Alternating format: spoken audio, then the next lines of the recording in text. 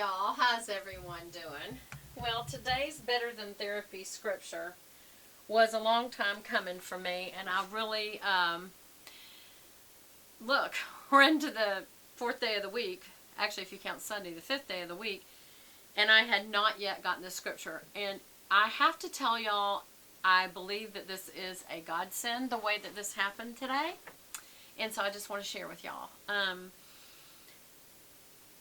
Everybody has stuff, right? I mean, everybody has things that they are dealing with in this world, and I'm not unique, and neither are you. I mean, people have illnesses, they have financial troubles, they may be in or out of a job, they may be have a job but be struggling with holding on to everything with all that's going on, and or people may have, struggling health issues, or there's just, we all know, you may be a mom that's working from home and your kids are, let's just face it, they're driving you crazy, and you are not trained to be a teacher and a manager at work, and yet you're being kind of required to do both. Some women, their husbands are helping, others aren't, or they don't have a husband or someone else to help them. For me, I'm very blessed. My kids are grown. My grandkids are with, one of them's married off now, and the other ones, their mama and daddies are doing a great job with them, and I'm very blessed that I have kids that take good care of their kids. So those are not my concerns right now, except that I just keeping them in my prayers. Keeping up with my husband's cancer treatments is an emotional thing for me, because he's doing great at taking the treatment, and I try to go with him at least once a week now. I was trying to go every day, and I realized I could not do that.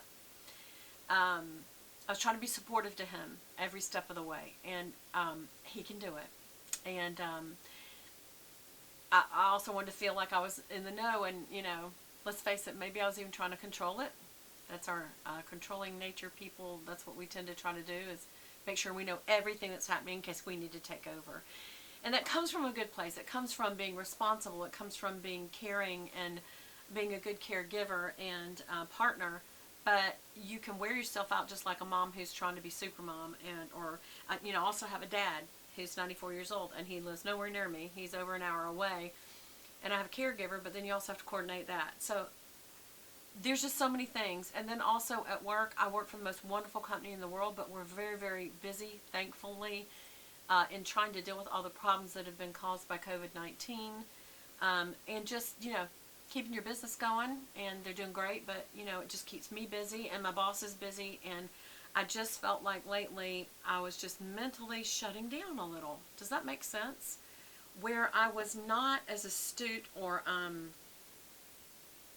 jumping on things quickly like I used to, and just being on top of it,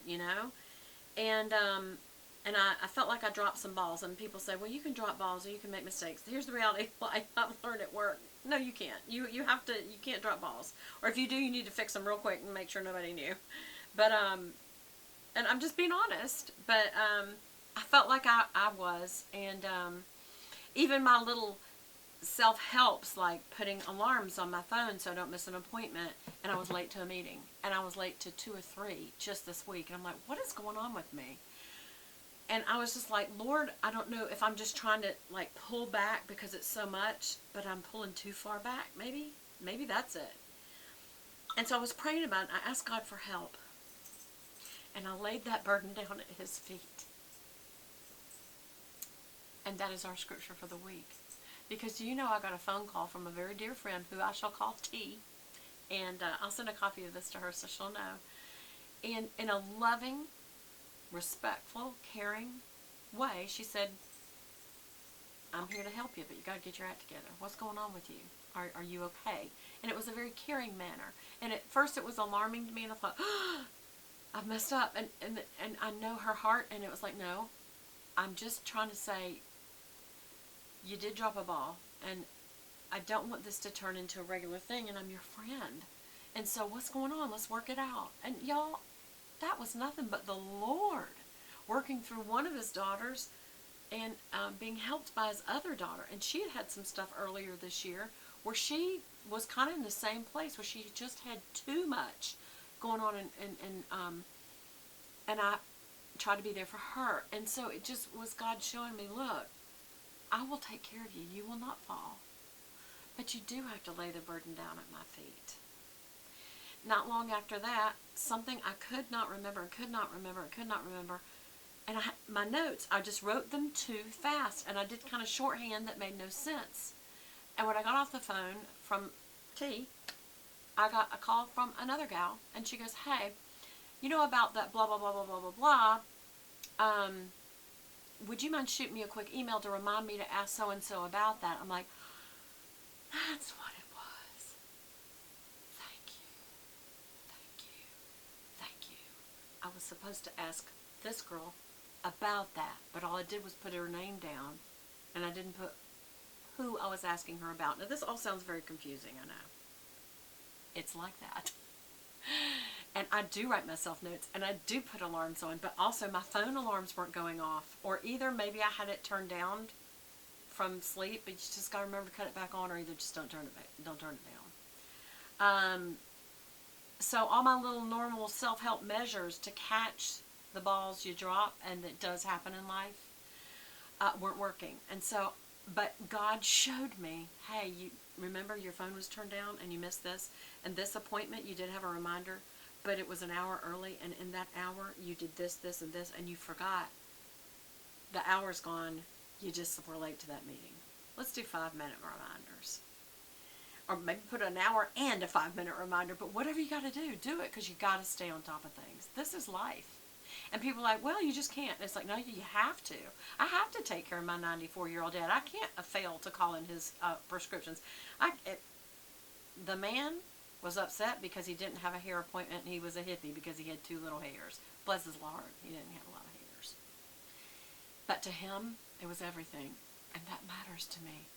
He matters to me. So that's as important as me not dropping the ball on getting his prescriptions called in on time, and getting his groceries ordered and taking them to him on a regular basis. And making sure that at least if I don't go to every appointment with Lance, I go to at least one per week where he actually meets with the doctor on my lunch hour, so it is not hurting my work. And if there's anything close to that, put some more reminders on and take the call in the car. The point is, God showed up. And so did this scripture, laying right in front of me on my day planner.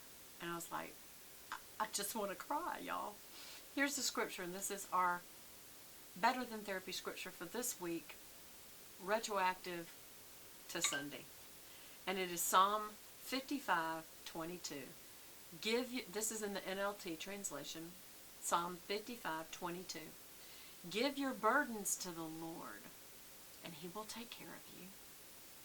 He will not permit the godly to slip and fall. Now, I'm going to tell you something. The first time I ever read that as a young girl, I thought, I've seen people slip and fall. They believed in God.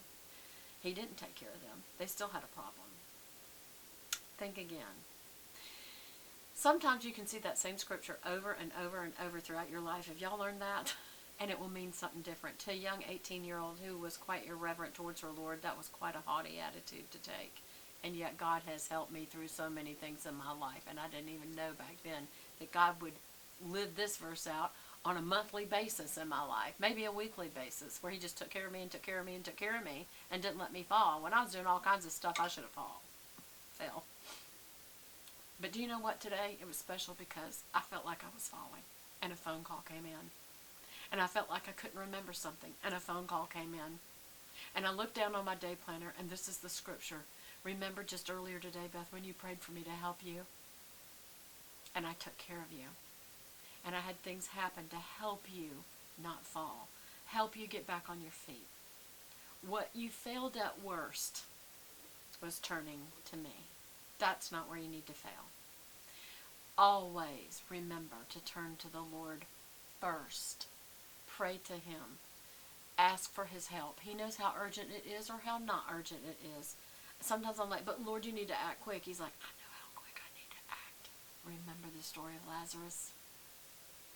Do y'all remember that story? Where Mary and Martha were both upset because they said if you'd just shown up 3 days ago, he never would have died. And God's like, I know. I meant for him to die. Because right now, I'm going to call him forth from the dead. Now, did he still die? Yes, eventually he did. That wasn't the point. The point was that God doesn't need us to tell him the timing. God has his own plan and his own purposes, and that's what we need to join instead of tell God how to orchestrate our lives. Let's let him orchestrate our lives. Let's let us join into his plan instead of having our plan. We shouldn't even have a plan. My plan is my Lord's plan. I just need to keep in close enough contact with him every single day to know, where am I on his plan today? What do I need to do? He already knows I have a lot of, as my husband would say, windows open, a lot of things that I've got to work on, and before I can finish this one comes open. So all these windows are open, and you got to have a system so that even though those systems are open, you don't drop any of them. Whether it's writing it down or making reminders or whatever you've got to do, you got to do that. But the Lord can help you. It doesn't have to be overwhelming. It just needs to be very orderly. And do you know we serve a very orderly God? And that if I would have turned to him before this morning instead of just going, I stink, I'm dropping the ball, I'm this, I'm that, that's not what I said this morning. I said, Lord, I need your help. And once I finally, I think this is what he's showing me, said, you know, I didn't need your help, Beth, you needed mine. So once you decided to quit trying to handle it all yourself and put even the most basic things at my feet, I will take care of you and I will not let you fall. You may feel like you're falling, you may even look like it at times, but I'll fix it because I handle time. I'm in charge of time. Let's trust God's timing. Let's trust that he loves us. He proved that at the cross. And let's trust that he can take care of us, but we have to turn to him first. We have to be willing to submit our agenda and our will to his, and then he'll make everything just fine between us, and it will make everything work out just fine. I love you guys.